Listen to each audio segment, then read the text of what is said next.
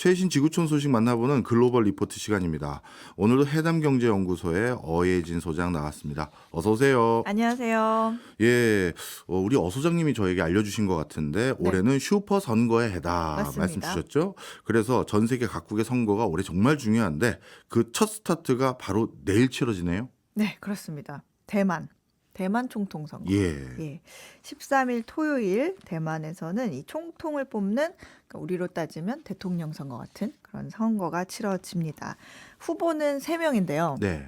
보통 우리가 이 세 후보를 설명할 때 중국에 대한 뭐 스탠스, 태도를 중심으로 좀 생각을 합니다. 그러면 친중, 반중 또는 친미 한 사람 뭐예요?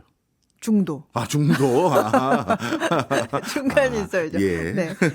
먼저 초록색으로 상징이 되는 민주진보당. 예. 예, 여기는 이제 민진당이라고 할게요. 라이칭더 후보라고 하는데 현재 대만 총통인 차이잉원과 같은 당이고요. 이 여당 후보이자 현재 부총통이기도 합니다. 네. 전직 의사 출신이에요. 음. 예, 근데 베테랑 정치인이고 주요 요직을 다 맡아온 사람입니다. 차이잉원보다 조금 더 강경하게 대만 독립을 외치는 사람이어가지고, 아, 오히려. 네, 오히려 중국이 굉장히 경계하고 그다음에 싫어하는 네. 그런 후보죠. 대만의 주권에 찬성하는 국민은 이제 이 후보를 찍게 될 네. 겁니다. 그다음 후보는 이제 파랑색 상징의 중국 국민당의 허우유이 후보인데 네. 전직 경찰청장이었어요. 예. 그래서 외모도 보면은 굉장히 강한 인상을 주는 제1야당 대표입니다. 참고로 대만의 그 초대 총통 장제스가 바로 이 국민당이었습니다. 그렇죠. 그래서 스스로를 나는 중국인이야. 중국인으로서 너무 자랑스러워. 중국과 긴밀한 관계를 원한다 하는 국민은 이 국민당 후보를 찍을 겁니다. 네. 중국 입장에서 봤을 때도 최선호주입니다. 그렇네요. 네. 네. 허우유이 후보가 이 중국과 안정적인 관계를 유지해야 대만의 발전이 가능하다. 이렇게 얘기하는 사람이거든요. 근데 다만 완전히 중국에 뭐 합쳐진다, 동조한다 이런 것보다는 보다 조금 유연한 자세로 중국과 더 많이 대화하고 교류해야 한다 이런 주장을 펼치고 있는 사람입니다. 예. 마지막 후보는 이제 중도 커먼저라는 대만 민중당 후보인데 사실 앞 두 후보들은 그 여당과 제1야당의 경쟁이잖아요.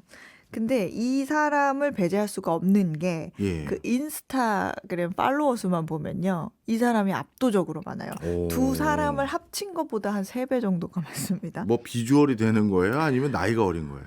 그러지는 않는데요. 그런데도? 예, 그 부분에서는 조금 갸우뚱한데 이 국민들이 민진당 아니면 국민당 이런 양당의 정치에 굉장히 염증을 느낀 젊은이들이 네. 이 후보를 지지를 하면서 20대, 30대 지지율로만 따지면 1위를 달리고 있습니다. 네. 또 차이잉원 집권 후에 이게 지금 대만이 임금은 굉장히 덜 오르는데 집값 굉장히 많이 오르고 인플레가 심해져서 이민 가는 사람이 많아요. 그래서 네. 나는 이제 지쳤어요. 그러면서 이 젊은이들이 이 커먼저한테 좀 희망을 거는 그런 모습입니다. 커먼저는 중국과 교류는 해야 하는데 대신에 대등하고 평등한 조건으로 그렇게 유지되는 전제하에 해야 한다. 이런 원칙을 가지고 있습니다. 네. 어찌 보면 양쪽으로부터 얻을 건 얻자 이런 실리주의에 가까운 노선이라고 할 수가 있겠네요. 네. 쭉 그 세 후보에 대해서 설명을 주셨는데 그럼 이 중에 누가 지금 당선이 유력합니까? 이게 사실 좀 여론 조사를 좀 참고를 해야 되는데 대만 같은 경우에는 선거 한 10일 전에는 이런 여론 조사를 해서 발표하는 게 금지되어 있어요. 그렇겠죠. 네, 그 대만 현지 방송 TVBS가 실시한 마지막 여론 조사를 보면 라이칭더가 33%, 후유이가 30%, 네. 그리고 커먼저가 24%입니다. 네. 그러니까 1위하고 2위 간의 격차가 한 3% 포인트 정도 나니까 오차 범위 안에 들거든요.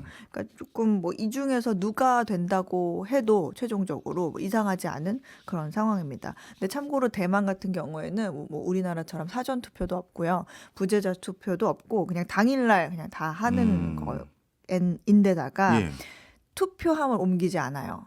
그러면요? 부정선거 이런 거를 염두해서 걱정해서. 투표함을 옮기지 않고 거기에서 개표를 합니다. 네. 수기로. 예. 예, 그래서 열어보기 전까지는 이제 대만은 더욱더 가늠하기가 어렵다 이런 말이 나오는데 현지 목소리를 들어보면 이제 현재 있는 대만인들한테 얘기를 좀 물어보면 그래도 라이칭더가 조금 유리한 상황인 것 같다 이런 목소리는 나오고 있습니다. 반중의 성향이 있는. 네. 네.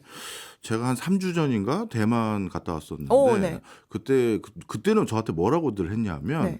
후보가 3명인데 한 후보가 우리나라처럼 통합 후보 할 수도 있다. 아, 네, 맞아요. 그래가지고 이게 어떻게 될지 모른다 했는데 결국 셋이 그냥 다 나왔군요. 맞아요. 2번하고 3번하고 합칠 음. 수도 있었는데 네. 결렬이 됐습니다. 그렇군요. 네. 자, 그런데 우리가 이렇게 대만 총통 선거에 관심을 보이게 된 이유는 네. 미중 간의 갈등에 대한 대리전이기도 하고 또 대만이랑 우리나라는 경제적으로도 얽히고 설킨 게 많기 때문에 그런 부분에서 관심이 클 텐데 경제적으로는 어떻게 되는 거예요? 맞아요. 사실 이게 좀 남의 나라 선거인데 우리가 이렇게 그러니까요. 후보 한 명 한 명을 다 뜯어봐야 돼라는 생각을 가질 수 있지만 그거는 다 중국 때문에 영향이 큽니다. 이번 대만 총통 선거는 간단히 말하면 그 미중 패권 경쟁 향방을 가르는 촉매제다. 그렇게 말할 수 있고요. 네.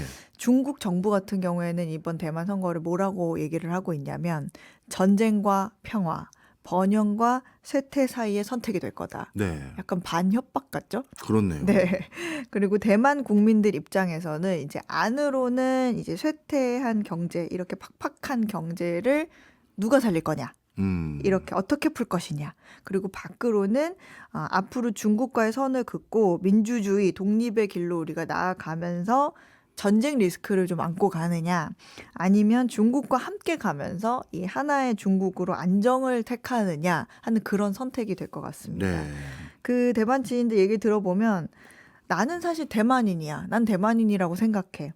근데 대만의 독립성을 지켜야 한다는 마음이 있지만 한편으로는 우리가 하는 많은 사업들이 무역을 비롯해서 노동시장까지도 중국과 굉장히 밀접하게 연관이 있고 그리고 중국의 의존도가 높기 때문에 이 가운데서 선택을 하는 딜레마가 좀 있기는 하다. 이런 얘기도 합니다. 네. 국제적인 시각에서는 이 대만과 중국을 두고 우리가 양안 관계라고 하잖아요. 우리가 북한과의 관계를 따졌을 때 양국 관계라고 안 하고 남북 관계라고 하죠. 그렇죠. 그런 거랑 비슷합니다. 가운데 이 해협을 해안을 마주한 사이 해서 양안 관계라고 하는데 그래서 선거 관계에 따라서 결과에 따라서 그 마주한 바다 대만 해협에서 어떤 일들이 벌어지느냐가 아주 중요한데 네. 대만 해협 같은 경우에는요 전 세계 컨테이너선의 절반 가까이가 이 길을 지나갑니다. 그렇죠. 그리고 우리나라가 석유를 수입하는 경로이기도 합니다. 그렇죠. 그래서 민진당의 승리로 만약에 양안 갈등이 조금 심화가 되고 중국의 압박이 거세지면서 누구라도 이 해협을 만약에 봉쇄하거나 뭐 제재를 가거나 한다면 어떻게 될까요? 또 중국의 군사적 압박이 좀 심화되면서 미국을 중심으로 하는 동맹국들이 또 밑에서 올려붙이고 몰아붙이면 또 어떻게 될까? 그런 부분들이 있고 또 반대로 중국과 대만이 가까워지면서 미국이 전보다 조금 더 적극적인 행동을 할 수도 있어요. 신경이 쓰이니까. 그리고 중국이 TSMC와 만약에 협업을 한다? 좀 가까워진다? 아니면 반도체 영향력을 중국이 좀 손에 쥔다? 이렇게 생각하면 미국 주도의 어떤 반도체 동맹이 좀 힘을 잃을 수도 있겠죠. 네. 그럴 경우에는 이제 우리나라 입장에서도 뭐 여러 가지 측면이 얘기가 나오기는 하는데 미국의 어쨌든 제재 대상이 될 테니까 TSMC 역시 그럼 그 점유율 일부를 우리가 좀 가지고 올 수도 있지 않겠냐 이런 얘기도 나오고 있죠. 야, 셈법이 복잡하네요. 복잡합니다. 뭐 하나가 우리에게 꼭 유리하다 이렇게만 볼 수 없는 부분이 상당히 많이 있는 것 같습니다. 이 결과 나오면 또 혹시 후속 보도할 거 있으면 네. 알려주세요. 네. 다음 소식은 제가 이거 가름을 할 수가 없네요. 제가 이 세 나라의 공통점이 뭔지 모르겠는데 인도와 인도네시아, 사우디아라비아의 이 세 나라의 공통점 뭐예요? 공통점이 이게 우리가 어떤 나라든지 이름을 들으면 이 나라가 선진국인가 하고 좀 판단할 수 있는 기준이 그렇죠. 있잖아요. 예. 미국 선진국입니까? 네, 선진국이죠. 이 나라는 근데 선진국 같기도 하고 아닌 것 같기도 하고 그런 나라들이 요즘에는 거의 없어요. 그렇죠. 좀 판단을 할 수가 네. 있잖아요. 근데 그 말은 어느새부턴가 선진국이 되기가 굉장히 어려워졌다라는 아. 말로도 이해를 할 수가 있습니다. 음. 아마 우리나라가 마지막으로 선진국 계열에 들어간 후진국일지도 모른다. 뭐 이런 얘기도 있는데 네. 근데 지금 언급한 나라들 인도, 인도네시아, 사우디아라비아 이 나라들이 요즘 우리가 미래의 선진국이 될 수도 있겠다 하고 목소리를 높이고 있고 외부에서도 그래 정말 그럴지도 몰라 라는 반응을 보이고 있는 나라들이거든요. 네. 그래서 오랜만에 이번 세기에는 새로운 선진국이 몇 개 또 나오는 거 아니야 하는 기대감이 아. 있는 그런 나라들입니다. 네. 생각해보니 그러네요. 인도, 인도네시아, 사우디아라비아 전부 무시할 수 없는 국가이긴 하나 우리가 딱 선진국 이렇게 지칭하는 국가에서는 사실 먼저 손꼽히진 않잖아요. 그렇죠. 자, 그런데 사우디아라비아는 아마 이번 세기에는 반드시 본인들이 선진국이라고 평가받는 그런 반열에 오르기 위해서 노력하는 것 같은데 뭐 시설 투자도 많이 하고 네. 개혁 개방적인 노력도 많이 하는 것 같고요. 인도와 인도네시아는 지금 선뜻 시각적으로 떠오르는 건 없네요. 일단 사우디는 말씀하신 대로 좀 관광을 중심으로 한 중동의 허브가 되겠다. 네. 이런 목표가 있고 인도는 중국을 대체하는 제조 전문 국가가 되겠다. 이런 게 비전이고 또 인도네시아는 친환경 전기차 시대에 꼭 필요한 니켈이 굉장히 많이 나는 나라거든요. 네. 전 세계 니켈의 절반을 인도네시아가 생산을 하고 있는데 이걸 팔아서 우리는 선진국이 되겠다. 이런 얘기입니다. 그런데 영국 주간지 이코노미스트 있죠? 이 이코노미스트가 그게 말처럼 쉽지 않을 걸 하면서 조목조목 반복을 하고 있어가지고 네. 눈길을 좀 끌어서 네, 그 얘기를 좀 전해드릴까 합니다. 일단 인도한테는 여보세요. 제조업이 그렇게 쉬운 게 아닙니다. 네. 과거에 한국 같은 나라들이 제조업으로 성공한 거는 당시에 값싼 인력이 투입되고 그게 제조업의 핵심이었기 때문에 가능했는데 요즘 제조업 같은 경우에는 의외로 자본 투자가 많고 그렇죠. 그다음에 공장에는 사람이 별로 없어. 그래서 돈은 없고 사람은 많은 인도가 요즘 제조업하고는 별로 맞지 않을 거야. 라는 얘기를 하고 있습니다. 일부 타당해 보입니다. 네. 근데 네. 인도가 들어오면 좀 기분은 그렇죠. 나쁘겠지만 요즘 제조업은 이 자본 집약적인 경우가 많은 거는 사실이죠. 예. 네. 사실 그 2차 산업으로 분류되는 뭐 제조업 이런 거는 뭐 농업이나 서비스업 같은 1차, 3차 산업보다 성장이 굉장히 빠르고 부가가치가 빠르게 늘어날 수 있는 산업입니다. 근데 농업이나 서비스업도 조금씩 발전은 하지만 100년 전의 식당 서빙이나 지금의 식당 서빙이나 크게 다르지는 않고 그렇겠네요. 또 100년 전의 농업과 지금의 농업도 비슷한 부분이 많은데 100년 전의 자동차 공장과 지금의 자동차 공장은 엄청나게 다르거든요. 예. 그래서 제조업을 하지 않고 선진국이 된 나라는 없고 제조업을 아주 잘하는데도 아직 선진국이 안 된 나라도 없습니다. 네. 네. 그런데 인도에 대해서는 이코노미스트가 내놓은 조언은 그렇게 제조업이 크려면 인도의 제조업체가 진짜 경쟁력 있는 제조업체여야 되는데 인도는 자국의 제조업체를 키우려고 수입 통제를 하고 있거든요. 네. 그러니까 인도에서 제일 자전거를 잘 만드는 회사가 유럽에서도 통할지 그건 모르겠다. 이런 얘기죠. 그래서 경쟁을 시켜야 기업이 크는데 인도는 그런 측면에서는 아직 먼 것 같다. 이런 측면에서 얘기를 하고 있고 인도네시아는 니켈 매장량도 세계 1위 생산량도 다 이제 세계 1위인데 네. 배터리가 지금은 니켈이 많이 들어가지만 어느 날 니켈이 안 들어간 배터리가 개발이 되면 그렇네. 그리고 그 배터리가 니켈이 들어간 배터리보다 좋으면 어쩔 거야. 예. 불안하다. 그게 인도네시아에 대한 지적입니다. 이것도 타당하네요. 우리가 화석연료를 기반으로 한 에너지 수급 체계에서는 석유라는 게 사실 다 쓰는 거지만 2차 전지는 만드는 방법이 많더라고요. 그럼요. 네. 세 나라 다 제가 지금 두 나라 있죠. 우리 네. 인도랑 인도네시아. 네. 두 나라 다 진짜 쉽지 않아 보이는 충분한 이유가 있는데 사우디는 어떻습니까? 사우디아라비아도 이제 석유 캐는 것 말고 다양한 제조업을 키우려고 하고 있는데 외국 기업을 유치하기 위해 거액의 지금 인센티브를 주고 있습니다. 네. 문제는 그렇게 사우디 정부가 주는 돈을 바라고 들어온 외국 기업들이 치열하게 제조업 경쟁을 하면서 성장할 수 있겠느냐. 차라리 그 돈을 사우디 국민들 교육시키는 데 쓰는 게 좋을 거다. 그런 조언을 하고 있습니다. 결국 요약하면 인도, 인도네시아, 사우디가 굉장히 위험한 성장 전략을 쓰고 있어서 조금 불안하다. 특히 단기적으로 좋아 보이는 자국 기업 우대하기는 장기적으로는 독이 될 수 있는 거니까 진짜 조심해라는 얘기를 이코노미스트가 하고 있는 겁니다. 네. 그러면서 이 1960년대에 한국보다 잘 살던 나라들이 아시아, 남미, 아프리카에 꽤 많았는데 외국 기업 못 들어오게 하고 오냐오냐 키운 기업들이 나중에 경쟁력을 잃으면서 생긴 일이다. 인도, 인도네시아, 사우디도 마찬가지가 될 수 있다라는 이야기를 하고 있는데 이제 누구 말이 맞을지는 좀 지켜봐야 될 것 같습니다. 그렇네요. 이런 이코노미스트지 이런 곳에서 후진국이 선진국 되는 과정에서 즐겨 인용하고 언급하는 국가가 우리 한국인데 네. 제가 많은 우리나라 방송을 듣지는 않겠구나. 근데 이렇게 말씀드리고 싶어요. 뭐 쉬운 거 아닙니다.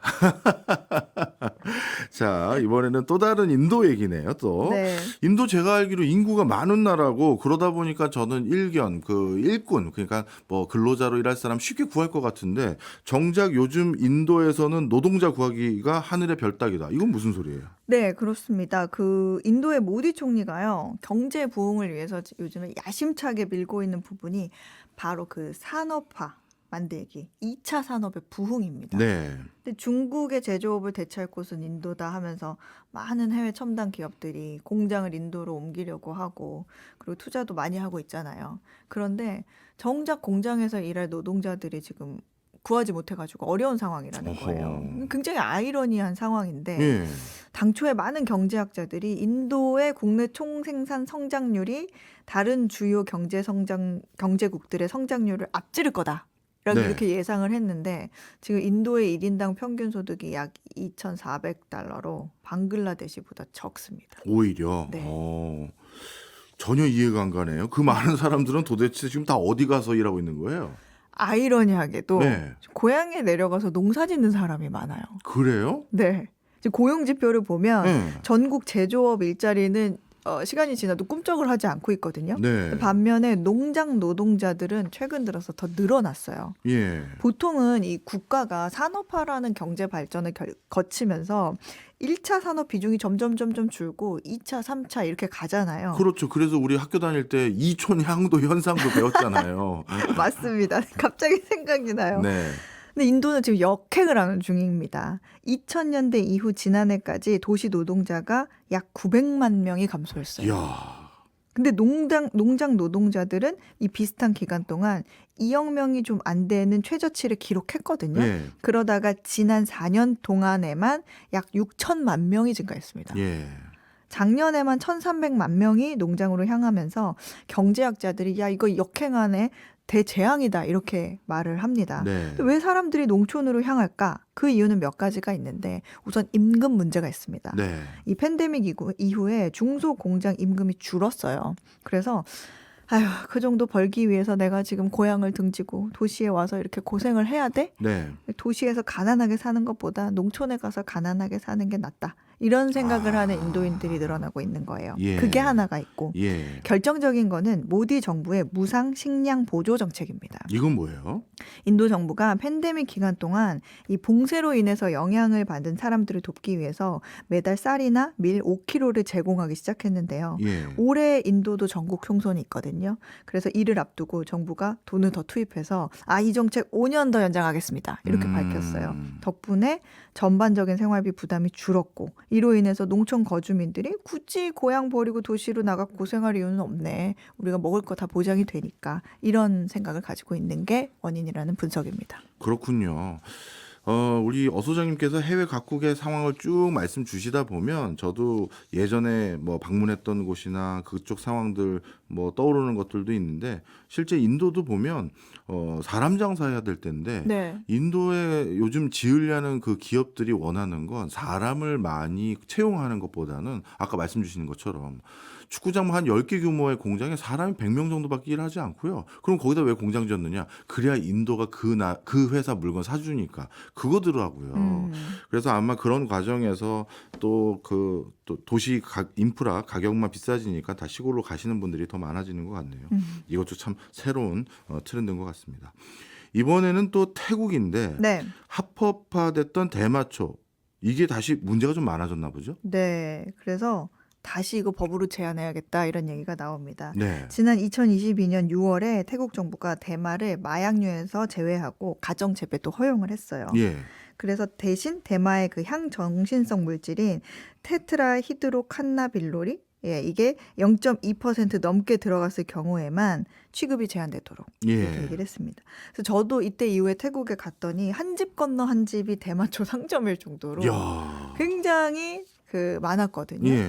근데 태국인들이 그냥 걸어가다가 슈퍼에서 껌 사듯이 살 수 있는 거예요. 그래서 그 냄새도 요즘 많이 난다고 하더라고요. 냄새도 많이 예. 납니다. 그리고 뭐 치약, 비누, 뭐 음료수, 그리고 식당의 음식에도 대마초가 들어가는 예. 것들이 굉장히 흔해졌습니다. 전국적으로 수천 개가 생겼다고 하니까. 근데 애초에 근데 합법으로 허용을 하면 의료 보건용 대마 사용이 장려될 거란 기대가 있었는데 이 향락용, 오락용 대마 공급과 사용이 급증하고 관리에 문제가 발생을 한 거예요. 네. 그래서 지난해 총선에서 대마 규제가 여야의 주요 공약으로 다시 등장을 합니다. 이에 따라서 태국 정부가 대마초와 대마 관련 제품을 다시 마약류로 지정하지는 않고 대신에 의료와 건강 목적으로만 허용하겠다. 오락적 사용은 규제한다. 이런 내용으로 새 법안을 내놨습니다. 네. 향락, 오락 목적으로 대마초를 피우면 그래서 앞으로 우리 돈으로 벌금 약 230만 원 정도에 내고 그다음 그걸 판매한 사람은 최대 1년 징역과 380만 원 정도의 벌금형을 받을 수 있게 한다는 게 주요 내용입니다. 네. 근데 이게 지금 시행된 건 아니고 네. 앞으로 내각과 의회 승인이 이루어지게 되면 이 향락용 대마초는 태국에서 다시 불법이 됩니다. 최근 들어서 여기저기 많은 나라에서 대마를 합법화하길래 이게 바로 이렇게 전환이 돼도 아무 문제가 없이 수용이 될까 했는데 슬슬 문제가 생기는 나라들도 있네요. 네. 다른 나라들도 혹시 변화 생기면 알려주세요. 네. 저는 이게 어떻게 진착될지 그 사회에서 뭐 어떻게 보면 수용될지 정말 궁금했었거든요. 지금까지 어혜진 소장이었습니다. 고맙습니다. 감사합니다.